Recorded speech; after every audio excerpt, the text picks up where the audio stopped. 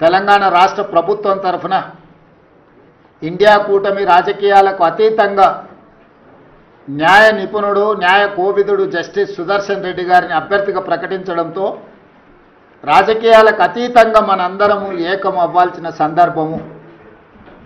అందుకే ఈరోజు Telugu Desam party, YSR party, BRS party, MIM party, అదేవిధంగా ఉభయ రాష్ట్రాలలో ఉన్న బీజేపీ రాజ్యసభ లోక్సభ మెంబర్స్కు కూడా విజ్ఞప్తి చేస్తున్నా, తెలుగువాడికి దక్కిన గౌరవం జస్టిస్ సుదర్శన్ రెడ్డి ఉపరాష్ట్రపతి అభ్యర్థిగా ప్రకటించడం.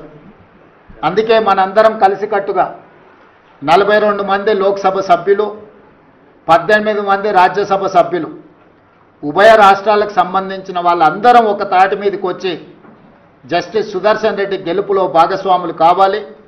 జస్టిస్ సుదర్శన్ రెడ్డిని గెలిపించవలసిన బాధ్యత మన అందరి మీద ఉన్నది. కాబట్టి చంద్రబాబు నాయుడు గారిని, చంద్రశేఖరరావు గారిని, వైఎస్ జగన్మోహన్ రెడ్డి గారిని, జనసేన అధ్యక్షుడు పవన్ కళ్యాణ్ గారిని, ఎంఐఎం పార్టీ అధ్యక్షుడు అసదుద్దీన్ ఓవైసీ గారిని, అదేవిధంగా ఉభయ కమ్యూనిస్టు పార్టీలు ఈ రాష్ట్రాల నుంచి ప్రాతినిధ్యం లేకపోయినా ఇతర రాష్ట్రాలలో కమ్యూనిస్టు ప్రాతినిధ్యం ఉన్నది కాబట్టి ఆయా పార్టీలను కూడా తెలుగు వాళ్ళుగా మన వాళ్ళు సంప్రదించి మద్దతు కూడగట్టి జస్టిస్ సుదర్శన్ రెడ్డి గారి గెలుపు కోసం పని చేయాలి.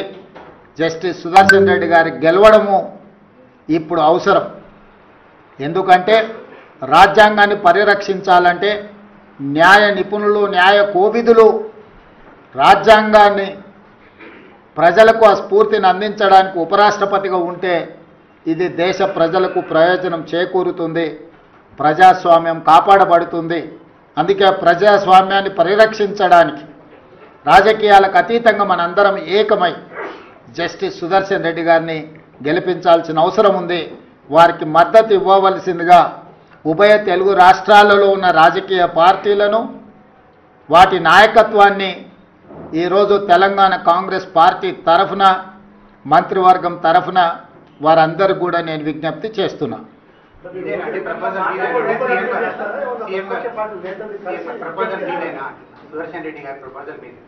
ఇండియా కూటమి ప్రతిపాదన ఇది రాజకీయ పార్టీలకు అతీతంగా ఇండియా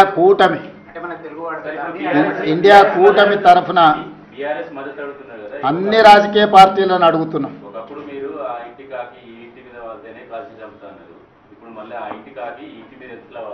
ఇది ఇండియా కూటమి, జస్టిస్ సుదర్శన్ రెడ్డి గారు కాంగ్రెస్ పార్టీ కాదు. అందుకే మీకు మొట్టమొదటి ఓపెనింగ్ రిమార్క్స్లోనే చెప్పిన జస్టిస్ సుదర్శన్ రెడ్డి కాంగ్రెస్ పార్టీ ప్రతినిధి కాదు, కాంగ్రెస్ పార్టీ సభ్యుడు కాదు, కాంగ్రెస్ పార్టీ ఒకటే ప్రతిపాదించిన అభ్యర్థి కాదు.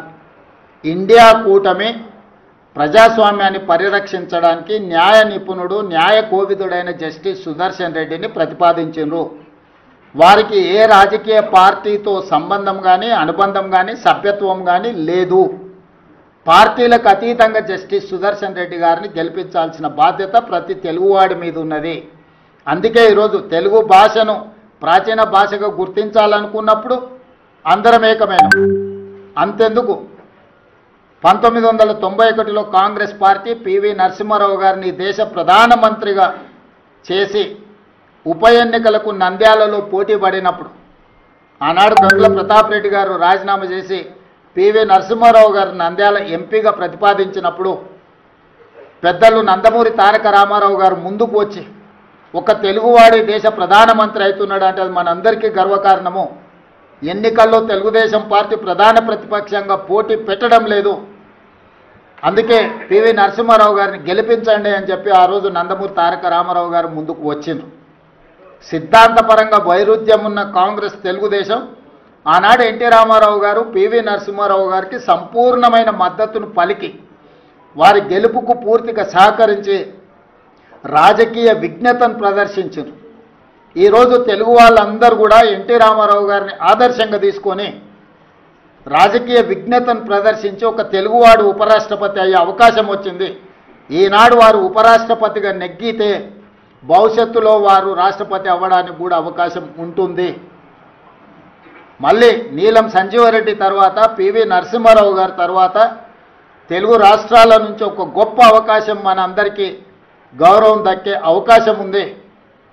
అందుకే ఈరోజు మనందరం ఈ చర్చలు, మీరు అడిగే ప్రశ్నలు, చర్చలు ఇవన్నీ కాంగ్రెస్ పార్టీకి సంబంధించినవి. కాబట్టి ఈరోజు వివాదాలకు సంబంధించిన ప్రశ్నల కంటే విజ్ఞతతో కూడుకున్న విధానంతో మనందరం ముందుకు వెళ్ళాలి. మనందరం కూడా విజ్ఞత ప్రదర్శించాలి. మనందరం ఏకమై ప్రజాస్వామ్యాన్ని కాపాడుకోవాలి. ఈరోజు రాజ్యాంగాన్ని పరిరక్షించాలి అంటే రాజ్యాంగ నిపుణుడు, న్యాయ కోవిదుడు ఉపరాష్ట్రపతికి ఉంటే అందరికీ గౌరవంగా ఉంటుంది. ఈ దేశానికి అంతిమంగా మేలు జరుగుతుంది. కాబట్టి వివాదాస్పదమైన ప్రశ్నలు కానీ వివాదాస్పదమైన అంశాలకు ఈరోజు పత్రికా సమావేశంలో తావు లేదు. అందుకే పాత్రికేయ మిత్రులు కూడా నా విజ్ఞప్తి, మీ ఆలోచనలు ఏవైనా ఉన్నా మీ భిన్నాభిప్రాయాలను కూడా పక్కన పెట్టి మీరందరూ కూడా కలిసికట్టుగా జస్టిస్ సుదర్శన్ రెడ్డి గారికి మద్దతు ఇవ్వాల్సిందిగా మీ అందరికి కూడా విజ్ఞప్తి చేస్తున్నా. కాంగ్రెస్ పార్టీ 42% బీసీ రిజర్వేషన్ ఇయ్యాలని కొట్లాడింది. నోరుతోటి నవ్వడం ఎట్లా, నొసలతోటి ఎక్కిరించడం ఎట్లా అనేది కాంగ్రెస్ పార్టీని చూసి నేర్చుకోవాలి. దేశమంతా మేము 42% బీసీలకు ఇస్తామని చెప్పి జంతర్ మంతర్ దాకా వచ్చి ఢిల్లీలో ధర్నా చేసిన వాళ్ళు అవకాశం వచ్చింది. ఒక ఉపరాష్ట్రపతి క్యాండిడేట్ని పెట్టడానికి కాంగ్రెస్ పార్టీకి ఇండి కూటమికి అవకాశం వచ్చింది. మాకు 100 మంది ఎంపీలు కాంగ్రెస్ వాళ్ళు వచ్చిర్రు, బయట పార్టీలన్నీ మద్దతు ఇచ్చినాయని 45 నిమిషాలు రేవంత్ రెడ్డి గారు జంతర్ మంతర్ దగ్గర మోడీ గారిని తిట్టి బీసీ బిల్లు గురించి ఏదో మాటలు మాట్లాడిపోయిండు. దేశంలో 2వ పెద్ద స్థానం ఉపరాష్ట్రపతి, దానికి అభ్యర్థిని పెట్టమంటే కాంగ్రెస్ పార్టీకి ఇండి కూటమికి ఒక బీసీ క్యాండిడేట్ దొరకలేదు. ఎంత అన్యాయం అంటే కాంగ్రెస్ పార్టీ ఆలోచన విధానం ఎట్లుంటుందో చూడండి. ఎక్కడ కాంగ్రెస్ పార్టీకి టీఆర్ఎస్ పార్టీకి మధ్యలో ఏం తేడా ఉందో చూడండి. టీఆర్ఎస్ పార్టీ చేసిన తప్పులనే ఇలా రేవంత్ రెడ్డి గారు చేస్తూ ఉన్నారు. తెలంగాణ సొమ్ముని తీసుకుపోయి బీహార్లో ఓ తప్పుడు ప్రచారానికి హెలికాప్టర్ ఖర్చు పెడతా ఉన్నారు. సంజయ్ కుమార్ అనే ఎవరైతే సెఫాలజిస్ట్ టైమ్స్ ఆఫ్ ఇండియా అనే పత్రికలో వార్త రాస్తాడో ఆ వార్తనే నమ్ముతుంది కాంగ్రెస్ పార్టీ తప్ప అక్కడ వాళ్ళు ఆరోపించినటువంటి రామ్టెక్లో గెలిచినటువంటి కాంగ్రెస్ ఎంపీ ఎవరు, ఆయనకు వచ్చిన ఓట్లన్నీ, ఆయన అసెంబ్లీ పరిధిలో పోలైన ఎన్ని ఓట్లు కూడా కాంగ్రెస్ పార్టీకి రాహుల్ గాంధీకి తెలివై ఎవరో రాసిస్తే చదువుతున్నారు కాబట్టి ఈ పొరపాట్లు వస్తూ ఉన్నాయి. ఇంకా దారుణం ఏంటంటే నిన్న ఎంపీ చెప్తున్నాడు, మేము వారం రోజులు ఉద్యమం తెచ్చి తెలంగాణకు యూరియా తెచ్చినామంట. 2 సార్లు ప్లే కార్డులు పట్టుకున్నారు. ఇజ్జత్ సిగ్గుండాలే మాట్లాడేందుకు ఇచ్చేది మేము తెలంగాణ రైతుల్ని దృష్టిలో పెట్టుకొని ఇస్తున్నాం. దేశానికి రావాల్సినటువంటి యూరియా 26% చెప్తా యూరియా చైనా నుంచి రాక కొంచెం ఆలస్యమైందని చెప్పి మంత్రి గారు చెప్తా ఉంటే మేము వారం రోజులుగా ఎంపీలంతా కష్టపడ్డాం. ఎక్కడ కష్టపడ్డారు? ఒక్కసారి తంతల మీద పేపర్ పట్టుకుంటే అట్లా పోతున్నామొచ్చి ఫోటో దిగిపోయింది. దానికి వీళ్ళు బాగా కష్టపడట కాంగ్రెస్ ఎంపీలు ధర్నా చేస్తే యూరియా వచ్చిందంట. ఇది వీళ్ళు మాట్లాడేటువంటి విధానం. అందుకని కాంగ్రెస్ పార్టీ ఎప్పుడు కూడా నోరుతోటి నవ్వడం, నొసలతోటి ఎక్కిరించడం మినహా తెలంగాణ సమాజం కోసం కాంగ్రెస్ పార్టీ ఏ రోజు కూడా కట్టుబడి ఉండలేదు. తెలంగాణ బీజేపీ ఎంపీలు కూడా మాకే ఓటేయాలని అడుగుతున్నాడు. మేము చెప్తా ఉన్నాం, అయ్యా రేవంత్ రెడ్డి గారు, మీరు చెప్పిన ఆత్మ ప్రబోధానుసారం ఓటేయాలంటే మీరు చెప్పిన 42% బీసీ రిజర్వేషన్ మీద కాంగ్రెస్ పార్టీకి చిత్తశుద్ధి ఉంటే ఎస్ మేము ఒక ఓబీసీకి అవకాశం ఇచ్చినాం, ఉపరాష్ట్రపతిగా మాకు ఓటేయండి. మీ నిజాయితీని నిరూపించుకోండి, మీ చిత్తశుద్ధిని నిరూపించుకోండి. ఏదో న్యాయ కోవిదులంట. ఎవరు తక్కువ ఉన్నారన్న లోక్సభలో రాజ్యసభలో వకాలతులు తెలియని వాళ్ళు ఎవరు? ఇప్పుడు వచ్చి కొత్తగా జడ్జి గారు ఆ కుర్చీలో కూర్చొని చేసేది ఏముంటుంది? ఎట్లా గెలుస్తారు? గెలవని పదవులకేమో న్యాయ కోవిదులను పెడతారు, గెలిచేటి ఏమో మీకు నచ్చిన వాళ్ళకి పెట్టుకుంటారు.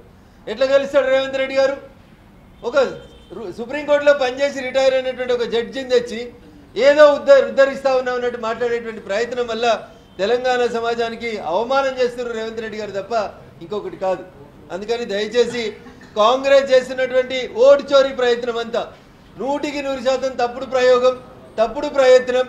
దొంగనే దొంగ దొంగ దొంగ దొంగ అని రోజు అరిచినట్టు, ఒక నిజం నిద్ర లేచేసరికి అబద్ధం ప్రపంచాన్ని చుట్టూ వచ్చినట్టు కాంగ్రెస్ పార్టీ బీహార్లో ఓడిపోతామని, సింగిల్ డిజిట్కే కన్ఫైన్ అవుతామని బాధలో ఈ రకమైనటువంటి తప్పుడు ప్రచారాలు చేస్తూ ఉంది తప్ప ఇంకొకటి కాదు. అనురాగ్ ఠాకూర్ని అఫిడవిట్ ఎందుకు అడుగుతలేరు, నన్ను ఎందుకు అడుగుతున్నారు అనే క్వశ్చన్ రైజ్ చేస్తూ ఉన్నాడు. ముందు మాట్లాడింది మీరు కాబట్టి ముందు మీరు ఈయనరి ఒక మంచి సాంప్రదాయాన్ని మీరు నెలకొల్పుండ్రి. తర్వాత అనురాగ్ ఠాకూర్ గారు కూడా వచ్చి అఫిడవిట్ ఇస్తారు. అంతేగాని నేను చెప్పిందే వేదం, నేను చెప్పిందే మాట, నేను చెప్పిందే పద్ధతి. కాంగ్రెస్ పార్టీ అర్థం చేసుకోవాలి, ఈ దేశంలో అది జరగదు. పార్లమెంటు భారత రాజ్యాంగ నిర్మాత బిఆర్ అంబేద్కర్ గారు చెప్పినట్టు మేము అన్ని వ్యవస్థల్ని గౌరవిస్తాం, భారత రాజ్యాంగాన్ని గౌరవిస్తాం. మిమ్మల్ని సుప్రీంకోర్టు మీరు మాట్లాడింది కరెక్ట్ కాదంటే మీ చెల్లె సుప్రీంకోర్టు జడ్జిలు ఎవరు మా అన్నని అడిగేందుకంటది. అంటే కోర్టుల్ని గౌరవించారు, ఎలక్షన్ కమిషన్ని గౌరవించారు, స్పీకర్ని గౌరవించారు, పార్లమెంటరీ ప్రజా సాంప్రదాయాన్ని ఈ దేశాన్ని 55 సంవత్సరాలు పాలించిన మీరు గౌరవించారు. ఇది మీ నాయకుని ఆలోచన, మీకు తెలిసినటువంటి విధానం. అందుకని నకల్ మార్నేకే లేవి అకల్ రహనా అని చెప్తారు. ఆయన ఎవరో సెఫాలజిస్ట్ ఒక పేపర్లో రాస్తే ఆర్టికల్, దాన్ని పట్టుకొని 52% ఓట్లు చోరీ అయినాయి. నేను అడుగుతున్న రాహుల్ గాంధీ గారు సూటిగా, ఈ దేశంలో ఏ ఒక్క పార్లమెంట్లోనన్నా 52% కొత్తగా చేరినా 52% ఓట్ల డిలీషన్ జరిగినా I'm ready to quit the politics. You please come and prove out of 543 parliaments ఎక్కడైనా ప్రూవ్ చేయడానికి మీరు సిద్ధంగా ఉన్నారా? మేము సిద్ధంగా ఉన్నాం. ఓటు చోరీ జరగలేదని చెప్పడానికి. కొన్ని చోట్ల అవకతవకలు జరిగిన మాట వాస్తవం. దొంగలు వచ్చి ఓట్లు వేసుకోవడానికి ఓటర్ లిస్టులో పేరు తెచ్చుకున్న మాట వాస్తవం. వాటిని సరిదిద్దడానికే ఎస్ఐఆర్ తీసుకొచ్చినాం. వెస్ట్ బెంగాల్ నుంచి ఇల్లీగల్గా బంగ్లాదేశ్ వాళ్ళు, మయన్మార్ వాళ్ళు, రోహింగ్యాలు ఈ దేశంలోకి వచ్చి బీహార్ ఎన్నికల ఫలితాలని, వెస్ట్ బెంగాల్ ఎన్నికల ఫలితాలని మార్చేందుకు దొంగ ఓట్లని ఓటర్ లిస్టులో చేర్చుకున్న సందర్భంలో తప్పకుండా ఎస్ఐఆర్ చేస్తాం. అది తెలంగాణలో కూడా చేస్తాం, ఈ దేశం అంతా చేస్తాం. This is our stand. దొంగ ఓట్లు తీసేయాలి, ఒకరు 2 చోట్ల ఓటు వేయొద్దు, తప్పుడు విధానాలు అవలంబించకూడదు అనేది భారతీయ జనతా పార్టీ ఆలోచన. మేము మంచి వైపు ఉన్నాం, మీరు దొంగల వైపు ఉన్నారు. ఈ దేశంలోకి ఇల్లీగల్గా చొరబడ్డల వైపు కాంగ్రెస్ పార్టీ ఉంది. ఈ దేశ ప్రజాస్వామ్యాన్ని గౌరవించే వైపు భారతీయ జనతా పార్టీ నిలబడి ఉంది. అందుకని దయచేసి ఈ దేశ ప్రజలు అర్థం చేసుకోవాలి. చోర్ చోర్ అని అరుస్తున్న వాళ్ళే చోర్. చార్మినార్ కాడ మాట చెప్తారు, ఏక్ బాయికు దూసరా బాయి పైచాంత అని. బీహార్లో ఒక దొంగ ఇంకో దొంగను గుర్తించుకున్నాడు. 2 దొంగలు కలిసి యాత్రలు చేస్తూ ఉన్నారు. ఇంతకు మించి కాంగ్రెస్ రాహుల్ గాంధీ నాయకత్వంలో సాధించేది, ముందుకు నడిచేది ఏం లేదని చెప్పి తెలియజేస్తూ, తెలంగాణ బీసీ బిడ్డలు ఆలోచించాలి. రేవంత్ రెడ్డి జంతర్ మంతర్ దగ్గరకు వచ్చి ధర్నా చేసి బీసీ బిల్లు ఇస్తారా సస్తారా అని బీజేపీని అడిగిండు. మేము అవకాశం వచ్చిన ప్రతిసారి బీసీలకు అవకాశం ఇస్తుంటే కాంగ్రెస్ పార్టీ తనకు అవకాశం వచ్చిన ప్రతిసారి అగ్రకులాలకి లేదా ఇతర కులాలకి ప్రాధాన్యత ఇస్తుందని చెప్పడానికి తాజా ఉదాహరణే ఈరోజు మీరు పెట్టినటువంటి జస్టిస్ సుదర్శన్ రెడ్డి గారు అభ్యర్థిత్వం తప్ప ఇంకొకటి కాదు. తెలుగు రాష్ట్రాలకు సంబంధించినటువంటి వ్యక్తిగా మీరు ఆయనకు ఓటు వేసే అవకాశం ఉన్నదా? సిద్ధాంతపరంగా కాంగ్రెస్ పార్టీ ఇండి కూటమి వాళ్ళు అవలంబిస్తున్నటువంటి విధానాలు 100% మాకు భిన్నంగా ఉంటాయి. వాళ్ళు తూర్పు అయితే మేము పడమర, మేము ఉత్తరం అయితే వాళ్ళు దక్షిణం. కాబట్టి కాంగ్రెస్ పార్టీ పెట్టినటువంటి అభ్యర్థికి మద్దతు ఇచ్చడం అనేటువంటి సమస్య ఎట్టి పరిస్థితులలో ఉత్పన్నం కాదు.